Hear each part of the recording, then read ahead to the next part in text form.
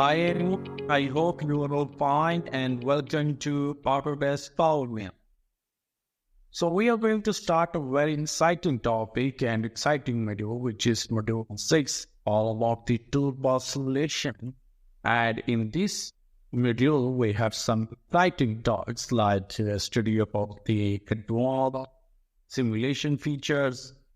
We're going to study about the error and collision detection, and then we are going to study about the part inspection. So it's a very small module, but it contains very exciting topics. So we'll go and start with the advanced simulation features. So let's get started. So I have opened the Autodesk PowerMill May 2024 version, and in this video, we are going to study about the simulation. So all the way from module number 1 to module number 5, we've just discussed about all the types of toolpath and toolpath strategies, starting from the 2D tools and then 2D toolpaths and 3D and 3D toolpaths, and we have finishing toolpaths, roofing toolpaths, and all the way we discussed about the filings and machining, the previous module. So what we have to do is we have to know about how we can go and check our simulation and we create a tool. So simulation is a very important in creating the toolpaths. For example, when you are going to do the real work on the machine, you should have to check whether our program is correctly being made, or is there any problems in the program so that we can check it. And if errors occurs or some toolpath gauges and some collisions are detected, then you can easily remove them and then make a final copy with no errors and no collisions and no gauges. And then you can put the program into the machine or forward the program to the machine. So that's the purpose of simulation is going to be happen in the CAM software, and that's a very powerful tool given by the Autodesk Power software. So we can perform any type of simulation. It's going to be 2D simulation, 3D simulation, and with the machine. If you have a machine file, you can just put your machine file into the simulation, and then you can perform the real-time simulation how the tool is going to perform its operations. So let's get started.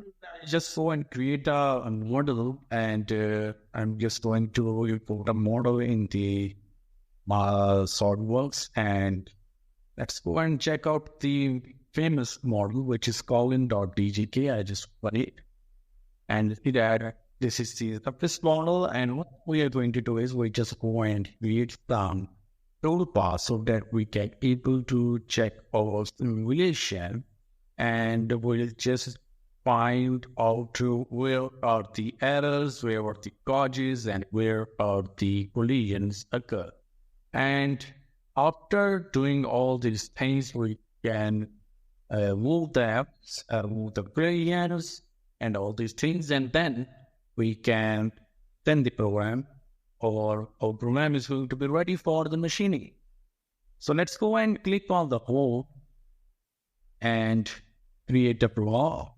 You can see that create a raw material setup for a block from the model. So here we have a block, and that contains the model. Click accept and it's done. Or just go and create a work plane. And the work planes are different. You can just go and select the work plane aligned to geometry. That would be very much easy. You can set up at any place or any store, or you have multiple options as well according to the workpiece or work plane position of the block. So you will get different points on the block, and you can set up the work plane according. So I just go and click on the center. And what I have to do is I'll have to activate the work plane. So how we can go and activate the work plane? Just go and click on the manager area or explore area and find the work plane. This is the one work plane which I have created. and right-click the work plane as right-click and hit add. So that work plane is going to be added, but the block position and the model position is going to change. What we can do is just go and click on the block again and apply the or calculate the balls. Click accept, everything is going to be right. Now just go and click on the work plane and you can just go and rename that block as well. Just write it W1 for work plane. Now the next thing is that we have to apply some toolpaths technique. So before getting into toolpaths, let me decide some roofing operation tool. So here I'm going to apply the anvil tool, and let's say that it's going to be 10 millimeter anvil tool with the length of 75 millimeter, and I'm going to write the name then and then FEF. That will be flat and mill. That's okay. If you want to set up the holder, you can just go click on the holder, click on the add border component, and you see that it's going to be showing you everything. Like the upper diameter is going to be 15, lower diameter is 15. The length of the tool is 75. You see that the length of the tool is 7. But the yellow area which is being on is the 45. So the overhang tool is 45. This means that some of the tool is going to be entered into the tool holder for clamping purpose. Or you can also increase the length as well. I just want to make it 50 degrees. So now the 50 tool is outside and the other side of material is going to be inside of the holder. We'll just go and set up the upper diameter of the tool holder if you are using the conical type tool holders. So let's go and make it 40, and the lower diameter is going to be set as 25. That would be great. You can set up the tool holder name as well, but I'll just go and write the name at 1. So just go and click on the tip over here. You can set up the tool number 1 with the fruits of 4. So that's going to be the material, and click close and it's done. Now just go and click on the toolpath because we are going to apply the toolpath on that thing. And the first thing we have to apply is the roofing option, right? Just go and click on the model area because this is the model. I just want to make my work area is going to clean because we have store over here. So click OK and it's done.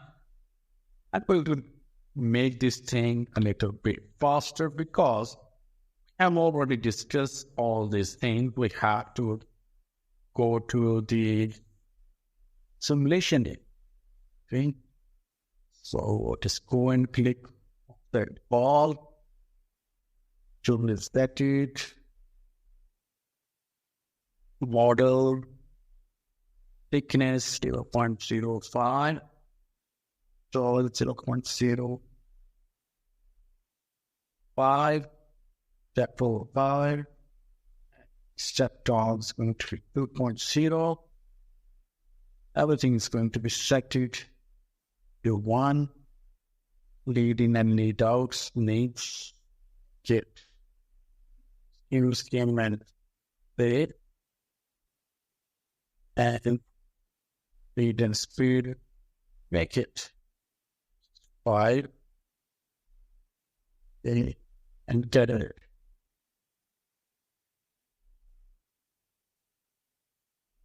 So I just go and calculate the tool path, and it's going to be calculate the tool path according to the model we have. So it's going to give you a warning of the plan rules into stock exist at start of some toolpath segment. So what you can do is just go and click OK and wait, it's ready.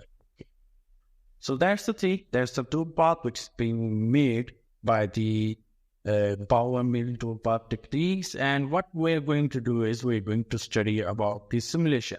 So when you go and click on the simulation tab, you will find out something like the simulation path. So every toolpath you have created is going to be shown here that you have created a toolpath with a name already clearance. So right, we have only one toolpath, so only one toolpath is going to be shown. And the next thing is about the tool. We have tool with a 10 millimeter flat, and wheel is going to be selected automatically. But if you are using the model area clearance with multiple model area clearance and multiple tools, then you have to select the required tool, which is going to be fitted with the clearance. So here is the what we call the simulation path operation. Then we have to set up the simulation control. So here we have to control the simulation as well. While we're going to make it from play, incremental mode of the play, from point to point. Okay, some fancy items, components. Step forward, you can also control the peak by it's going to be 15% of t into peak rate. So that's the thing. So you can go and increase it. For example, if I go and play the button, you can see that it's going to create a simulation of the toolbar, and it's going to take 10%. So if I go and click more, you can see that it's going to be getting fast and fast. So the percentage of the operation is going to be shown at the lower left column with the simulation 6% coverage, and the bar, which is shown in like greens, like it's going to be filled out. That would be the operation progress bar, and that progress bar showing that how much of the toolpath is going to be real. The next thing is that you can find out the display issues or display the simulation issue dialog box and play and check. Then we have machine tool option, then tool option. Whether it's going to tool the basic tool or anything, just go and click on the play. You can see that the tool position is going to be shown. That will be at Z18.2. So everything is going to be shown right here with the tool position. And if we go and click on the machine tool, then it's going to tell you that which axis is going to be moved. So here you can see that that's the 3-axis machine. So it's going to tell you that it's going to take 3 axes of controller. So x-axis and its position, then y-axis in its position, and also the z-axis in its position right now. The position is at 6.42 some value. So that's what we call the machine tool position. And then if you want to perform the operation on the ViewMill, that would be converted your toolpath to real view, that how the material is going to be cut down. So just go and go to beginning view and click on this red icon, which will be show you the ViewMill position. It's going to take some time. So you see that the stock is being converted into solid and the toolpath is being shown. And how it's going to be show you that if you go and click on the play button, you see that the cutting tool cut down the material actual way through which you can look at your workpiece, how it's going to cut down the material. Also, you can also check the gauges and precision of the tool, whether it's going to cut down the material in an accurate way or in an inaccurate way. So everything is going to be show you in the ViewMill option. And if you want to turn off that thing, you can just go and click on it to suspend the operation. You can also click on the exit ViewMill operation to exit the view. The next thing is that if you have multiple shades, like if you want to show you no image, that's going to be show you no image option. Then rotatable option we have, just go to click on, see that's going to be rotatable view of that thing. Then just go and click on the fixed direction is going to be produce the operation in a fixed direction like this one. See that? This is what we call the fixed direction view.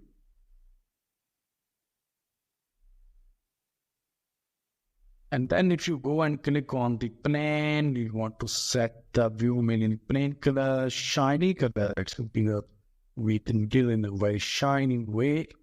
Then just go and click on the rainbow. We convert in colorful way. The amount of toolpath which is going to be applied is going to have a single separated color so that you can able to see all the origin, the different colors and identify them. So that's what we call the rainbow color. Then we have the cut direction view. If you just go and click over here, you're able to see that how the cutting is going to be performed. We're using the cut direction or cut coloring option. Then we have the kinematic. If you go and click on the kinematic view, you can just go and click on the Z-axis view. It's going to tell you that this is the way through which the tool is going to be performed in accordance with the color. Okay. Then we have other operations as well. If you go and click on the ViewMill option, then it's going to show you that flow wheel operation. Click on it. And you can just go click on the model view. So you can be able to see the model, how the model is going to be produced. And if you click on the tool view option, and it's going to tell you that how the tool is going to move. So you see that the tool move. And actually, this is what actually looks like. But most probably we use the flow view, see the working of your tool paths and all these things. So we just find out that there is no such gauge is available and there is no such Funnelians available in the simulation, and the simulation is going to be worth verified. Because the thing is that the computer is automatically calculates all the parameters, especially the gauges and all these things. That's why it makes it take. So in the next topic, we just go and discuss about what are the errors and what are the plays being created in the and how we can just go and identify them, repair them, or check them. Okay, so that's it for the simulation operation or simulation in the PowerMill Ultimate 2024. Thank you.